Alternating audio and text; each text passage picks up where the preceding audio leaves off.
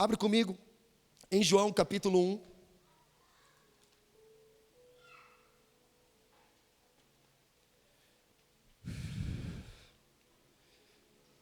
Mas Jesus.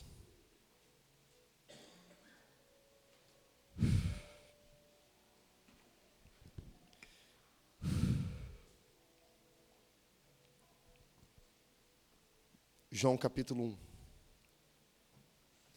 Todos acharam? Diz assim: no princípio era aquele que é a palavra. Ele estava com Deus e era Deus.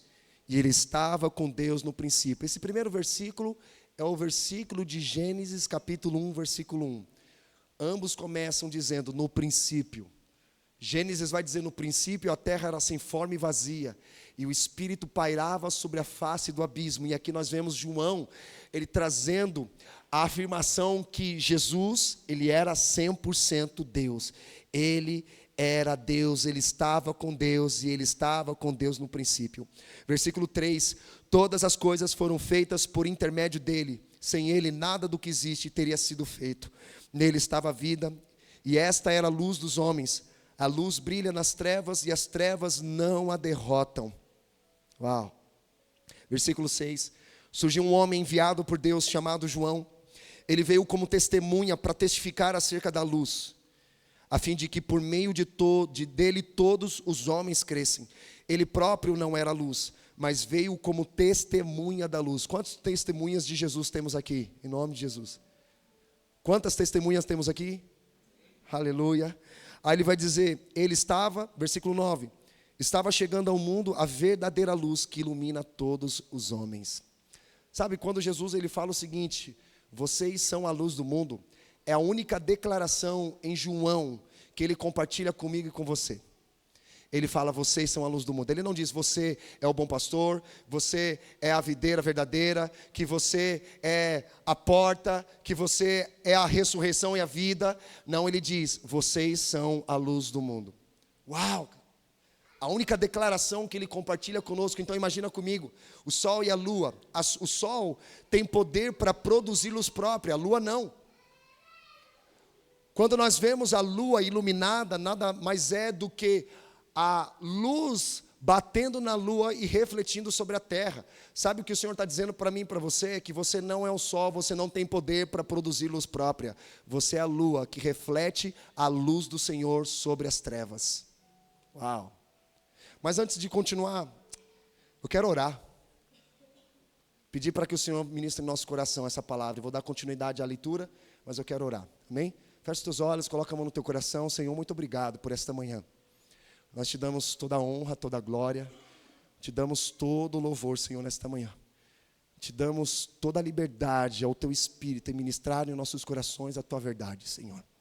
Nós queremos aqui absorver tudo aquilo que o Senhor quer liberar sobre nós. Então eu oro, assim como nós cantamos, abra os olhos do nosso coração, porque nós queremos te ver, Senhor. Nós queremos ver a tua face. Nós queremos ver, Senhor, a luz do Senhor iluminando os nossos corações, acendendo quartos escuros, onde nós mesmos temos se colocado nesses lugares escuros, mas eu quero orar para que o Espírito Santo de Deus acenda as luzes dos quartos escuros dos nossos corações, para que nós sejamos iluminados pela verdade do teu Evangelho, e que haja uma transformação, Senhor, de glória em glória, em nome de Jesus. Amém. Então no versículo 10 vai dizendo, aquele que é a palavra estava no mundo. E o mundo foi feito por intermédio dele, mas o mundo não o reconheceu. Presta atenção aqui, ele está se referindo a 3 mundos. Quando nós olhamos para as escrituras na sua versão original, nós vamos encontrar e perceber que ele está se referindo a mundos diferentes. Por exemplo, primeiro, aquele que é a palavra estava no mundo. Ele está se referindo a um lugar geográfico. Que mundo é esse? É a terra onde nós vivemos. E ele fala, e o mundo foi feito por intermédio dele. Aqui ele está falando da criação. A criação foi feita por intermédio de Jesus. E aqui ele vai dizer, mas o mundo não o reconheceu. Esse mundo que não reconheceu Jesus são pessoas. Lembra aquela mulher sírio-fenícia, que ela diz, Senhor, me dá só as migalhas e já me basta. E Jesus fala assim, vai mulher, que a tua fé salvou, curou a tua filha. Aquela mulher teve um acesso, uma revelação, porque o povo estava rejeitando o pão que Jesus estava dando àquelas pessoas. E ela disse: Senhor, me dá suas migalhas, já me basta.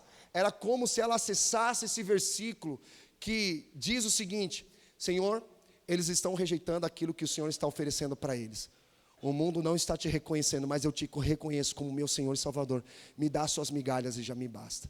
Irmão, se Jesus só tinha migalha para aquela mulher, imagina quando nós sentarmos na mesa como filhos de Deus. Existe um banquete preparado para nós. Ele não tem migalhas para mim e para você. Ele tem um pão que desceu do céu para mim e para você.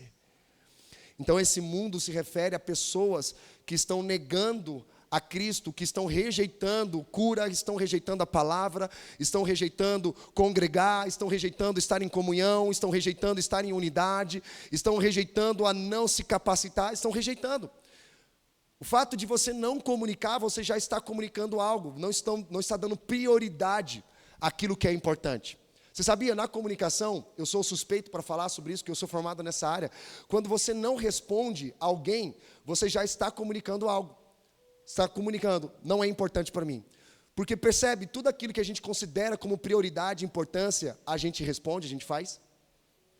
Então, tudo que está relacionado ao reino de Deus, irmão, nós temos que dar total importância. Coloque o reino de Deus em primeiro lugar e as demais coisas vos serão acrescentadas. Mas vamos falar aqui sobre João Batista. Versículo 19, vai lá comigo. Este foi o testemunho de João, quando os judeus de Jerusalém enviaram sacerdotes e levitas para lhe perguntarem quem ele era. Ele confessou e não negou, declarou abertamente: não sou o Cristo. Presta atenção aqui, ele tinha a sua identidade muito bem firmada. Ele poderia simplesmente dizer: eu sou o Cristo, Gabriel. Estão me confundindo com a luz do mundo, porque a mensagem de João Batista era a mensagem que eles esperavam do Messias. Uma mensagem sobre o reino de Deus. E a mensagem de João Batista, em outros livros, vai dizer que ele dizia: arrependam-se, pois o reino de Deus está próximo. Eu vos batizo com água, mas virá aquele que vos batizará com espírito e com fogo. Ele estava, na verdade, preparando o caminho do Senhor, e a mensagem dele era uma mensagem cheia de Deus, uma mensagem cheia do Espírito, cheia de ousadia. Aí os caras começaram a pensar: você é o Cristo? Você é o Cristo? Você é um profeta? E ele respondia: não. Você é o Cristo? Não. Você é o Cordeiro de Deus? Não. Você é o noivo? Não. Você é a luz do mundo? Não. Então ele tinha uma identidade, uma vocação com muita convicção dentro dele. Hoje em dia a gente vê pessoas querendo ser outra pessoa. Bill Johnson, da Bethel Church dos Estados Unidos, ele fala o seguinte: que a verdadeira identidade é você querer ser ninguém além de você mesmo. Quem você é em Cristo? Quem Deus te chamou para ser e fazer? E aqui nós vemos João Batista claramente dizendo isso. Versículo 22. Acho que eles estavam esgotando todas as possibilidades. Versículo 22 vai dizer: finalmente perguntaram: quem é você? Dê-nos uma resposta para que a levamos àqueles que nos enviaram. Que diz você acerca de si próprio? Aí eu amo o versículo 23. Vai dizer o seguinte: se eu fosse você, eu grifava, assim, sabe? Diz assim: João respondeu com as palavras do profeta Isaías: eu sou a voz do que clama no deserto. Preparai o caminho do Senhor, endireitai as veredas, aplanai os montes. Sabe o que ele está dizendo ali? Se você me perguntar quem eu sou, eu vou dizer com um versículo: eu sou a voz do que clama no deserto. Porque Deus havia dito para o profeta Isaías: eu sou a voz do que clama no deserto. Preparai o caminho do Senhor, endireitai as veredas, aplanai os montes. O que ele está querendo dizer com isso, irmão? Eu sou um versículo. Ele leu tanto Isaías, que ele falou: eu quero que essa palavra ela esteja encarnada dentro do meu coração. Porque um verdadeiro profeta não é conhecido por aquilo que ele fala. Um verdadeiro profeta é conhecido pela mensagem que ele está encarnando. Ele leu tanto na vida dele, irmão, que ele falou: se alguém me perguntar quem eu sou, eu vou dizer: eu sou um versículo, eu sou essa passagem. Eu sou essa passagem.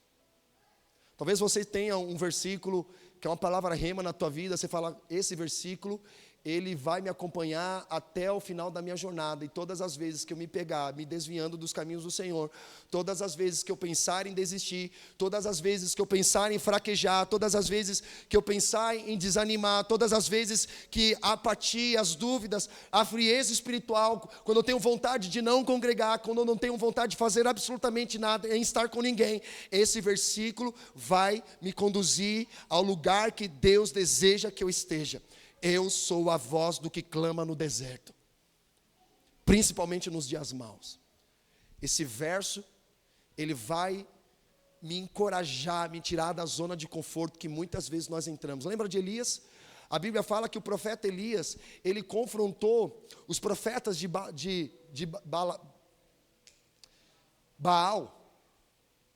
E aí veio aquela competição, né? Que ele disse o seguinte, eu vou provar para vocês quem é Deus em Israel. Manda construir um altar, e pedir para construir um altar. Enquanto isso, os caras lá se cortando, gritando, e ele ainda tirava sarro, né? Ele era sarcástico, ele falava, grita mais alto, porque o Deus de vocês não está ouvindo. E ele falou o seguinte, levanta um altar, coloca água no altar, e aí eu vou dizer para vocês quem é Deus. Ele pede, Deus, tu és um Deus de Israel. Aí vem um fogo, consumiu o altar. Tudo que ele orava, Deus respondia, porque ele era um homem de Deus. E aí todos os profetas de Baal são dados cabo a rabo. E aí sabe o que acontece? Jezabel pede a cabeça dele. Lembra que eu falei da marca da besta ideológica? É identificada também como o espírito feminista, a doutrina feminista. O que é isso?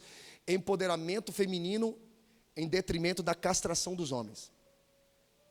Não, as mulheres têm que estar em todo lugar. Mulher tem que estar na frente. Mulher isso. Eu concordo com mulher. A gente sabe, né? Mulher, aqui a gente fala. Mulher, vocês foram chamadas para fazerem todas as obras do reino de Deus. Mas existem papéis e funções que cabem aos homens. Sabe por que mulher faz? Porque o homem está se omitindo. Mulher, põe a mão na massa, meu amigo. Mulher, se deixar, ela faz tudo mesmo. Mas por que ela faz? Porque os homens estão se omitindo em suas funções.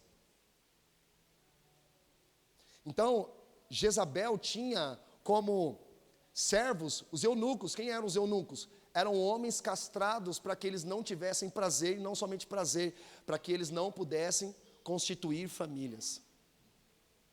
É por isso que essa expressão, baixo ao patriarcado, né? Agora, são a favores de aborto. Cara, não cabe na minha cabeça alguém dizer, eu sou feminista cristã. Não cabe. Não fecha, não tem como nós nos compactuarmos, nos amoldarmos, nós sermos iguais ao padrão deste mundo, não tem como. Não é coerente uma coisa com a outra, irmão.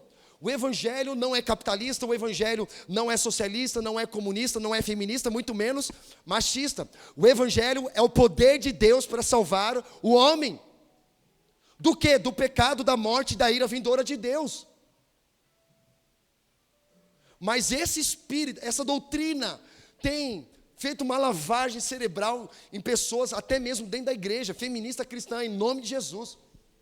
Está repreendido. Está repreendido. E aqui João Batista vindo com essa mensagem poderosa, e não era apenas uma fala, irmão. Ele estava encarnando a mensagem de Deus. Eu sou a voz do que clama no deserto. Olha para a vida de Oséias, um profeta que Deus chama para casar com uma prostituta. Já parou para pensar num absurdo desse? E ele vai lá e obedece à voz de Deus e casa com a prostituta e tem dois filhos. Para mostrar para o povo que eles haviam trocado ao Senhor pelas amantes, se prostituindo com outros deuses.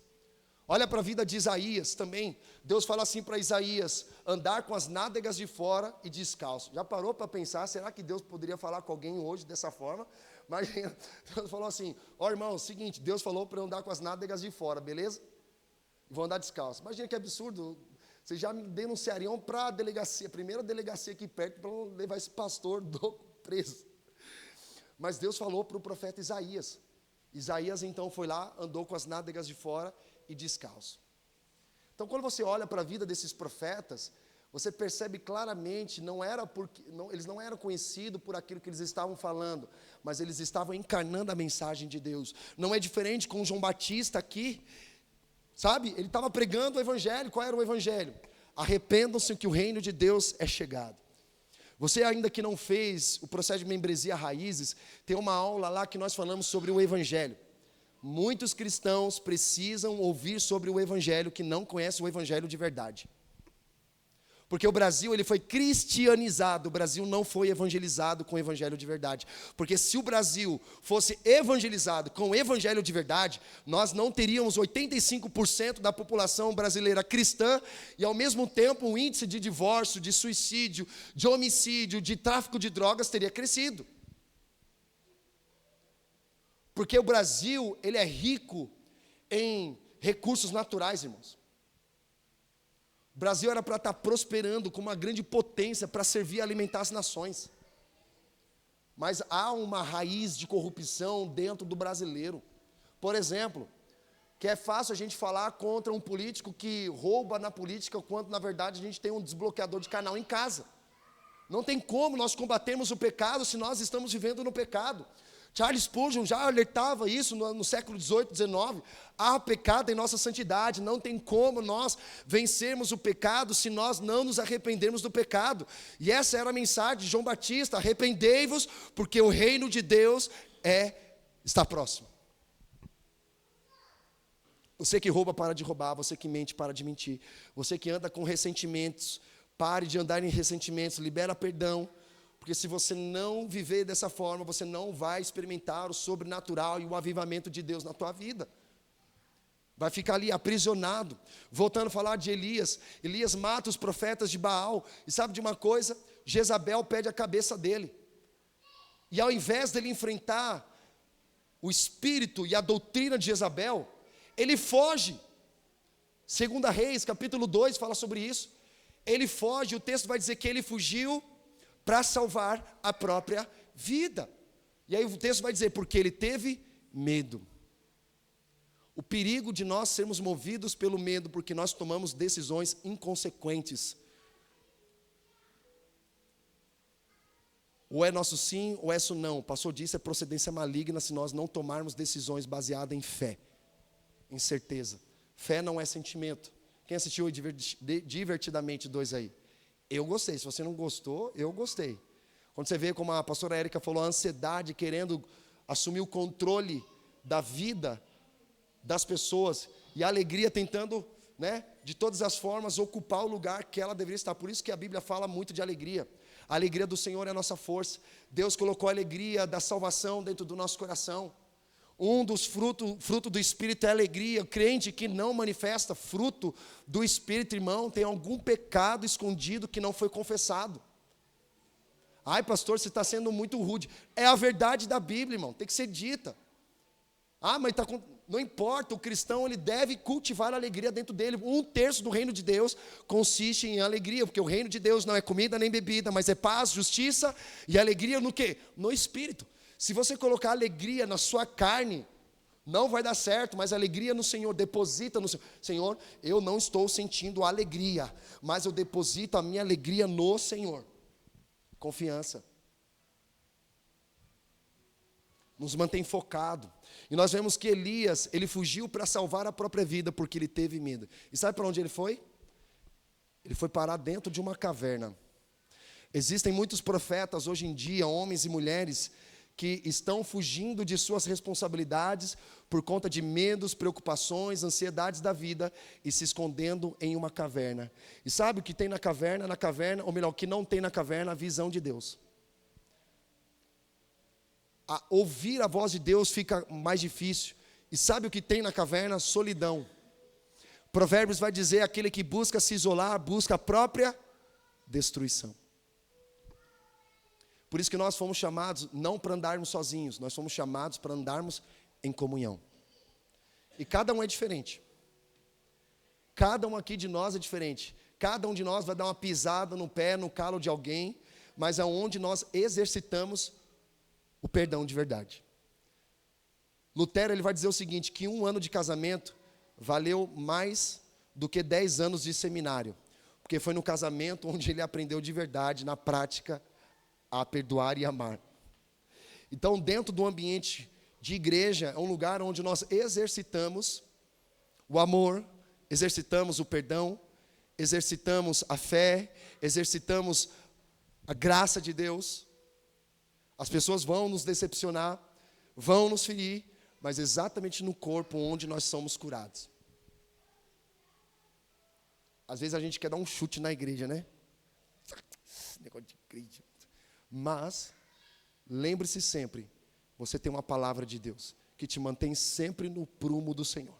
Sempre no foco, onde Deus deseja que você esteja. E ali, Elias, eu sei que estou falando de Elias, mas a Bíblia fala que ele virá no espírito de Elias, se referindo a João Batista.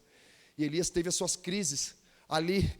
E lá naquela caverna, ele ora a Deus dizendo: Senhor, tira a minha vida. Olha a oração de Elias. Alguém já fez essa oração?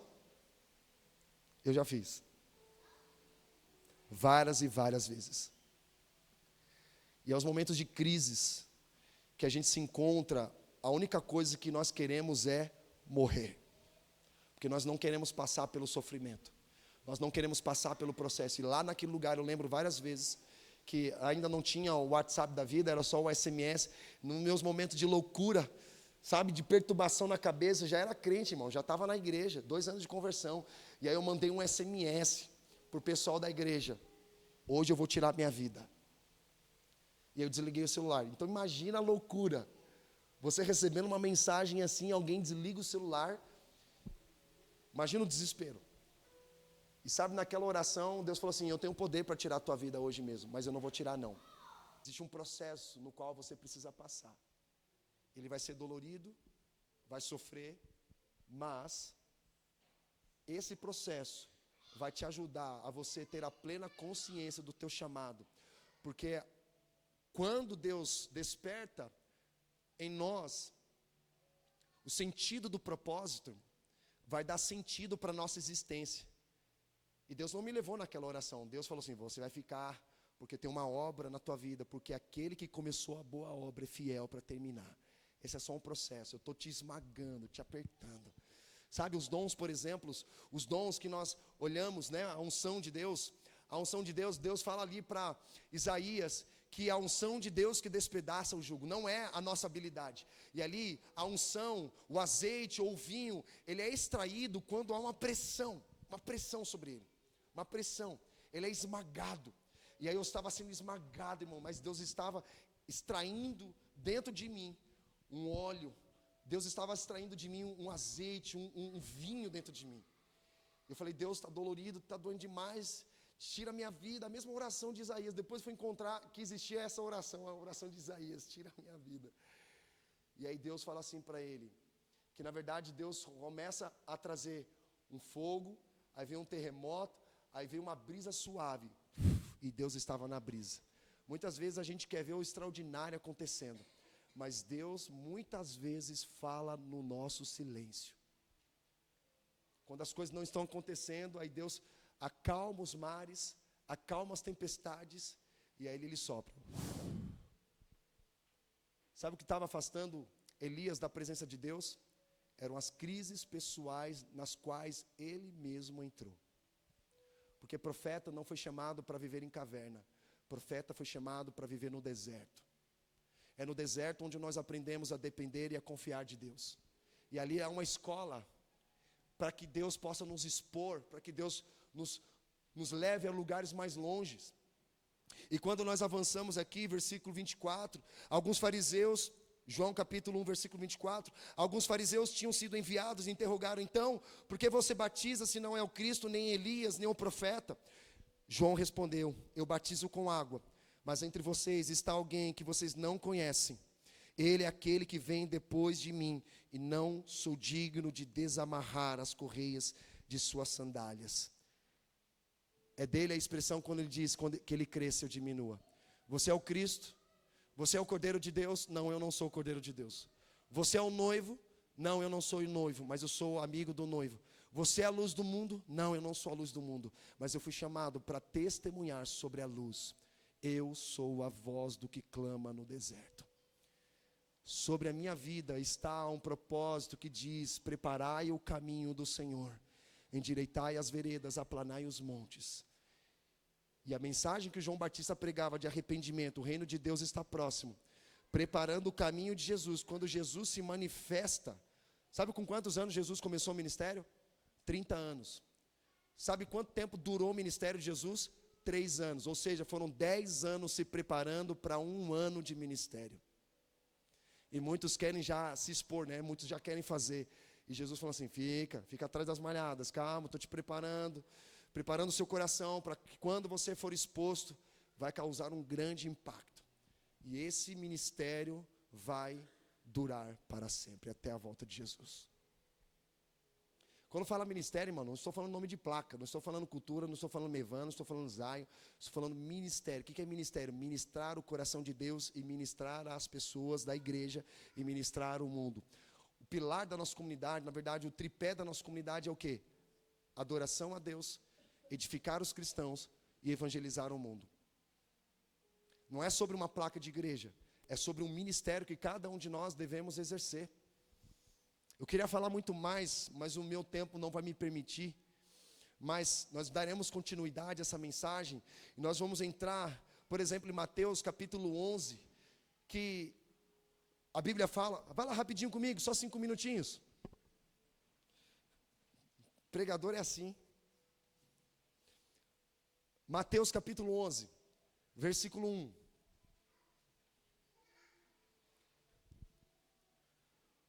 Quando acabou de instruir seus 12 discípulos, Jesus saiu para ensinar e pregar nas cidades da Galileia.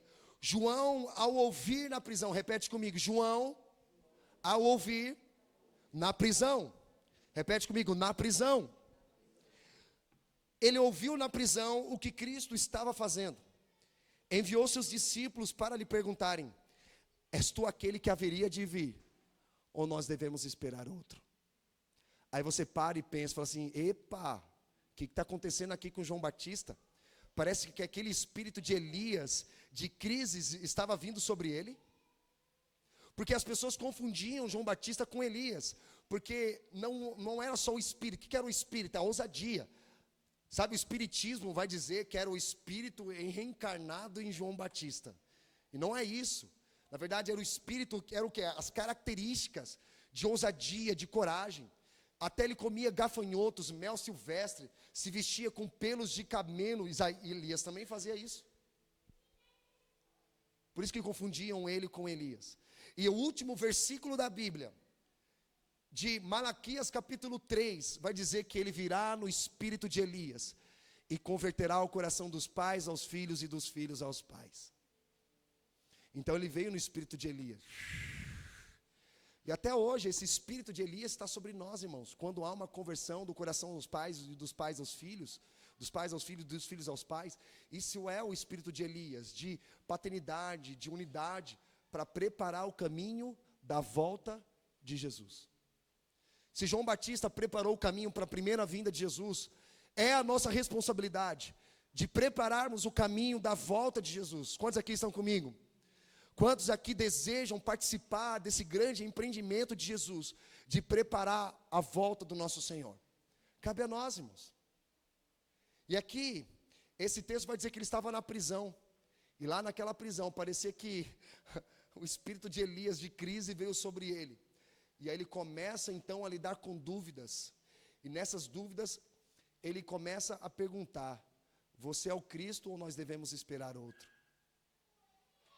João Batista que diz, eis o Cordeiro de Deus, que tira o pecado do mundo, aquele que batizou Jesus, aquele que o nome significa batizado em graça, aquele que disse, não sou digno nem de desatar as correias da sandália desse homem, que ele cresça ou diminua. Você é o Cristo? Não, eu não sou Cristo. Que era primo direto de Jesus, 6 meses de diferença. Ambas as famílias tiveram os 2 filhos de forma milagrosas. O mesmo anjo falou para Zacarias e Isabel, que era avançada em idade, e ele riu, Deus faz ele ficar mudo. Aí depois o mesmo anjo vai até Maria e fala, salve agraciada, bendito é o fruto do vosso ventre. Sabe o que ela responde, diferente de Zacarias? Senhor, cumpra-se em mim a tua palavra. Foi concebido pelo Espírito Santo. Ambos nasceram, já desde o ventre, eram cheios do Espírito Santo, cresceram. João Batista, obviamente, por ter vindo 6 meses antes, então ele se manifesta publicamente antes, mas havia um chamado. Quem já assistiu ao filme não, a série do The Chosen mostra aquela cena em que os pais declaram sobre os filhos que ele virá no espírito de Elias e converterá o coração dos pais aos filhos e dos filhos aos pais. Quem assistiu já essa cena? Temporada 4. Quando pegam ele, vão levar ele para cortarem a cabeça dele, ele fala: eu sou a voz do que clama no deserto, preparai o caminho do Senhor. E ele virá no espírito de Elias, converterá o coração dos pais aos filhos e dos filhos aos pais. E lá ele seguindo para seu último momento de vida. E aqui, irmão, ele estava na prisão. E na prisão ele estava com as esperanças dele meio que se perdendo, sabe? Porque ele lia a Bíblia. Como falamos aqui, ele encarnou a palavra. Então ele lembrou de Isaías 61, que é o lema da nossa igreja. O Espírito do Senhor Deus está sobre mim. Ele me ungiu para evangelizar os pobres, curar os enfermos, que trazer restauração àqueles que estão com os corações entristecidos. E ele lembrou: eu estou ouvindo que Jesus está curando, que Jesus está ressuscitando os mortos, que os cegos estão vendo, que os surdos estão ouvindo. Mas o texto de Isaías 61 diz: ele veio para libertar os presos. E aí, Jesus, vai fazer alguma coisa por mim? O Senhor está fazendo por um monte de gente, mas e para mim? Eu estou preso, vai me tirar? Então ele começa a entrar numa dúvida com relação a Jesus. Você é o Cristo ou nós temos que esperar outro? E sabe qual foi a resposta de Jesus? Manda dizer a João Batista. E ele aponta. Manda dizer o que vocês estão ouvindo e vendo. Os cegos estão vendo, os surdos estão ouvindo, os coxos estão andando e os mortos estão sendo ressuscitados. Bem-aventurados aqueles que não se escandalizarem de mim. Conhece alguém que fica assistindo muito o programa do Datena? Só tem notícias de tragédia, né? Essa galera que você vai sentar com ela só falando mal dos outros, só falando do problema dos outros, só falando do pecado dos outros, só falando dos escândalos dos outros. Como que você se sente? Meu coração fica incomodado, irmão. Eu fico, como nosso português claro, de paulistano, pistola. Me dá um negócio aqui dentro de mim, no sentido, que horrível, vem um peso, né? Vem um sentimento de amargura sobre você. E aí, onde que está o princípio nosso? Você não pode emprestar os teus ouvidos para quem não vai trazer uma edificação. Por isso que eu e você não devemos celebrar as mesas que Jesus está virando. Mesa representa a comunhão.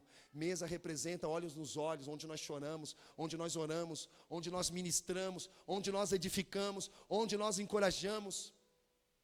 Mas quando Jesus entra no templo, o que ele faz? Ele vira as mesas dos cambistas, que transformaram a casa de oração em covil de ladrões, onde pessoas sentam na mesa com interesses ministeriais, interesses de dinheiro, interesses de benefícios, interesses de posições, de visibilidades. Antes de Deus resolver com a política, Deus primeiro trata com a igreja. Somos nós que transformamos o lugar de comunhão, o lugar de mesa, em lugar onde o nome de Jesus não é glorificado, onde o nome de Jesus não é edificado, irmão. E é exatamente isso que acontece com essas pessoas que só têm tragédia para contar. O Evangelho é uma boa notícia, amém, irmãos? É uma boa notícia de que nós fomos salvos do pecado, fomos salvos da morte eterna e principalmente nós fomos salvos da ira vindoura de Deus. Jesus se torna o alvo da ira de Deus, para que eu e você nos tornemos salvos da ira de Deus. Jesus o alvo e você salvo. Não cremos na hipergraça que vai dizer que Jesus aboliu a ira de Deus. A ira de Deus não foi abolida. Porque João 3,16, que é o versículo mais decorado da Bíblia, que vai dizer: porque Deus amou o mundo de tal maneira que deu seu Filho unigênito, para que todo aquele que nele crê não morra, mas tenha a vida eterna. Mensagem de esperança, irmão. Mas o versículo 17 e 18 vai dizer: mas aquele que não crê já está condenado. O Evangelho completo não é uma parte, é o Evangelho completo. Lembra quando Jesus começa o ministério, ele abre o livro, e qual parte que era? Isaías 61. Ele diz, hoje cumpra-se essa palavra, mas presta atenção, a gente não pode ler a Bíblia de maneira casual e de forma rápida, senão a gente perde revelações muito precisas. Jesus não leu completamente Isaías 61. Ele leu a parte que diz, o Espírito do Senhor Deus está sobre mim. Ele me ungiu para evangelizar, Ele me ungiu para restaurar os corações, curar os enfermos, libertar os cativos. Ele lê até essa parte, ele não lê que e virá o grande e terrível dia do Senhor, porque antes da mensagem da ira de Deus, nós devemos pregar a mensagem da esperança. Mas a gente não pode omitir que Deus, existe uma ira dentro dele, que será derramada. Na verdade, Jesus, quando toma o cálice, aquele cálice tinha o que? A ira de Deus. Mas Jesus não aboliu a ira de Deus, ele desviou a ira de Deus para ele. O salário do pecado continua sendo a morte, irmão. Mas ele já morreu na cruz por nós. Ele já nos salvou. Ele já nos libertou. Nós já fomos abençoados nas regiões celestiais, irmão. Então, quando nós estamos evangelizando, nós estamos evangelizando, ó Senhor, que ele seja salvo. A pessoa já foi salva, ela só não se entregou à salvação. Está resistente, e só o Espírito Santo pode convencer do pecado, do juízo, de toda a justiça. Então esse texto mostra claramente que João Batista estava lidando com crise, mas Jesus mostrou para ele dizendo o seguinte: João, sabe qual é o problema? Porque você está entrando em crises. Sabe por que você está lidando com dúvidas? Você está lidando com incredulidade a ponto de levar um coração endurecido. Sabe por que você perdeu a sensibilidade com o reino? Porque você está olhando para aquilo que eu não estou fazendo. Você está olhando para os escândalos. Mas olha, João, para aquilo que eu estou fazendo.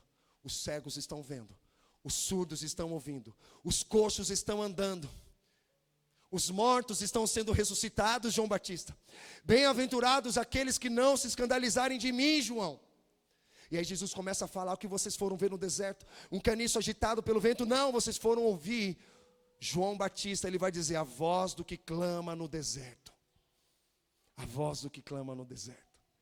E é esse lugar que Deus quer nos levar, de prepararmos o caminho da volta de Jesus, sabe? Renunciar a nós mesmos, confessar os nossos pecados, tirar todos os ídolos que nós temos no nosso coração, toda a corrupção, toda a mentira, todo o roubo, sabe? Toda frieza, colocar diante do Senhor, para que Ele faça o sobrenatural na minha e na sua vida, irmão. Para que o reino de Deus possa avançar através de mim e de você.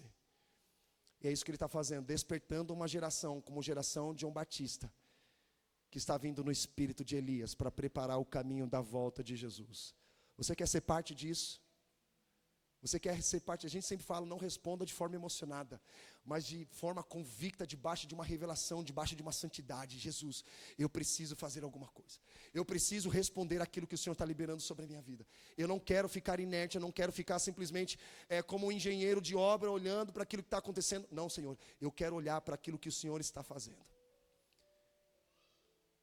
Percebe? Toda vez que você tira os seus olhos de Jesus, você começa a lidar com dúvidas, incredulidade e começa a criar um coração endurecido dentro de você. É a nossa responsabilidade. Lembra que a canção vai dizer: nos tornamos responsáveis. A chama não vai se apagar. Será que a gente vai sustentar essa frase? Ou se a gente vai desistir no primeiro desafio que a gente enfrentar? A gente precisa sustentar aquilo que nós cantamos e aquilo que nós falamos. E muito mais do que falar, nós precisamos encarnar a mensagem. Irmãos, eu leio tanto essa mensagem de Isaías 61, todo dia eu falo: Senhor, eu sou esse versículo. Eu sou esse versículo. O Espírito do Senhor Deus está sobre mim e Ele me ungiu. Principalmente nos dias maus. Aqueles dias que você quer jogar a toalha no chão, eu abro aquela palavra, o Senhor me leva aquela palavra, e eu começo a ler: o Espírito do Senhor Deus está sobre mim, Ele me ungiu. Ele me ungiu para pregar o Evangelho, curar os enfermos, libertar os cativos, restaurar os corações daqueles que estão presos, trazer liberdade aos cativos e pregar um ano aceitável do Senhor, e virá o grande e terrível dia do Senhor. E será grande e maravilhoso para aqueles que se arrependeram, mas será terrível para aqueles que desejam ainda continuar a viver a sua vida da sua maneira. Eu olho, eu Eu falo, Senhor, eu sou esse versículo. Eu sou essa palavra.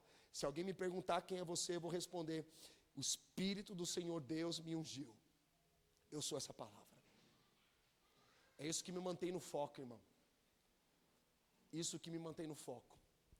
Você tem uma palavra de Deus que te sustenta até o fim. Aquele que começou a boa obra é fiel para terminar. Não desista. A mensagem é maior que você. E não foi você que escolheu o chamado, mas o chamado que te escolheu, e você precisou renunciar a muitas coisas. Mas existem muitas coisas que a gente precisa renunciar ainda. Você fala: Jesus, eu estou segurando isso, mas eu preciso renunciar, eu preciso morrer para mim mesmo todo dia, tomar a cruz.